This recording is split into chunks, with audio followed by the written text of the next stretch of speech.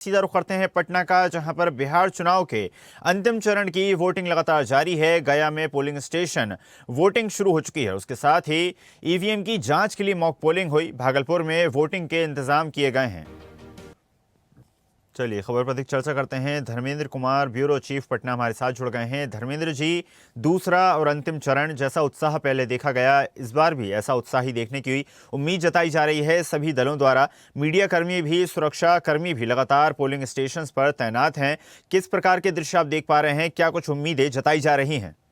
इस तरह से आज बिहार विधानसभा 2025 का द्वितीय चरण चुनाव आरंभ हो गया है। 7 बजे ये अपना पूरी कतारबद्ध महिला और पुरुष मतदाता मतदान करना शुरू कर दिया है। सबसे बड़ी बात है कि नए मतदाता और जो भी है यहाँ के मतदाता सब उत्साहित होकर, क्योंकि सुबह का मौसम है, बिहार में ठंड का प्रवेश है, यही कारण है कि थोड़ी सी परेशानी हो रही है और आम मतदाता अभी निकलने से थोड़ा देर हो रहा है। लेकिन जिस तरह से धीरे धीरे मैं उत्साह पूर्वक जो है महिला पुरुष यहाँ आना, मतदान केंद्र पर आना शुरू कर दिया है। जाहिर सी बात है कि इस बार भी रिकॉर्ड तोड़ ब्रेक होगा। सबसे बड़ी बात मैं बता दूं कि पूर्वी चंपारण, सीतामढ़ी, शिवहर, मधुबनी, सुपौल, अररिया, किशनगंज, पूर्णिया, कटिहार, भागलपुर, बांका, जमुई, नवादा, गया, औरंगाबाद, जहानाबाद, अरवल, कैमूर सहित रोहतास के 20 जिलों में 122 सीटों पर मतदान की प्रक्रिया आरंभ हो गई है। अब मुझे बात ये सबसे बड़ी बात है कि बिहार के 9 मंत्री का भी चुनाव मैदान में है, जिसमें कि मंत्री जो है सुपौल से विजेंद्र यादव, कृष्णानंद पासवान, चकाई से अमित कुमार सिंह, झंझारपुर से जयंत कुमार, छतरपुर से नीरज कुमार बब्बू, बेतिया से रेणु देवी, लेसी सिंह, यानी तमाम जो है बिहार के 9 मंत्री आज का भाग्य का फैसला होगा, ये देखना होगा। क्योंकि जिस तरह से मतदान की प्रक्रिया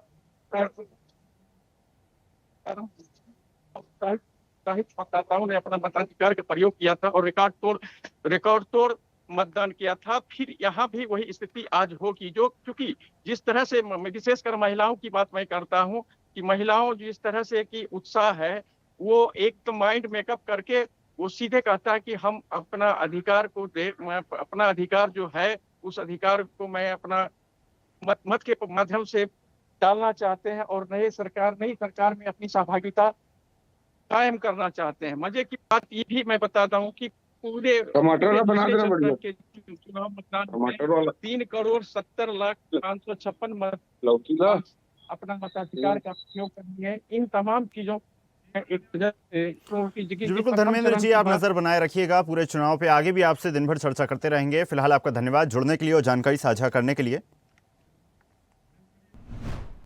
तो सुना आपने किस प्रकार लगातार सुबह से ही बड़ी संख्या में मतदाता अपने मताधिकार का प्रयोग करने के लिए बूथ पर पहुंच रहे हैं। और चुनाव आयोग की तरफ से भी ये तस्वीर आप देख सकते हैं किस प्रकार तैयारियां की गई हैं। पिंक बूथ्स बनाए गए हैं और सुरक्षात्मक कदम भी उठाए गए हैं, जिससे ज़्यादा से ज़्यादा लोग अपने मताधिकार का उपयोग करें। जिस प्रकार चुनाव आयोग की कोशिशों के चलते ही माना जा रहा है कि लगभग 60% से ज़्यादा एक बड़ा आंकड़ा है यहाँ पर, जहाँ पर मताधिकार का लोग इस्तेमाल करते हुए नजर आए। लगभग 122 सीटों पर आज मतदान होगा। सामान्य सीटें जिनमें से 101 हैं, जबकि अनुसूचित जाति सीटें 19 होंगी। उसके साथ ही अनुसूचित जनजाति सीटें 2 हैं। तो मतदाताओं की कुल संख्या लगभग 3,70,00,000 है। रजिस्टर्ड मतदाता हैं, जिनमें से पुरुष मतदाता 1,95,00,000 हैं, जबकि महिला मतदाता 1,74,68,572 हैं। उसके साथ ही नए मतदाता 5,28,000 हैं। मतदान केंद्रों की कुल संख्या 45,399 है। उम्मीदवारों की कुल संख्या की बात की जाए तो 1,302 प्रत्याशी मैदान में हैं। इन सभी की किस्मत का फैसला आज होगा। पुरुष उम्मीदवार लगभग 1165 हैं, जबकि महिला उम्मीदवार 136 हैं। 6 नवंबर को पहले चरण में करीब 65.8% मतदान किया गया, जिसमें महिलाओं का मतदान 69.04%, जबकि पुरुष का भी मतदान काफ़ी ज़्यादा प्रशंसनात्मक है। समस्तीपुर में सबसे ज़्यादा मतदान हुआ, जबकि मीनापुर सीट पर सबसे ज़्यादा 77.54% तक मतदान हुआ।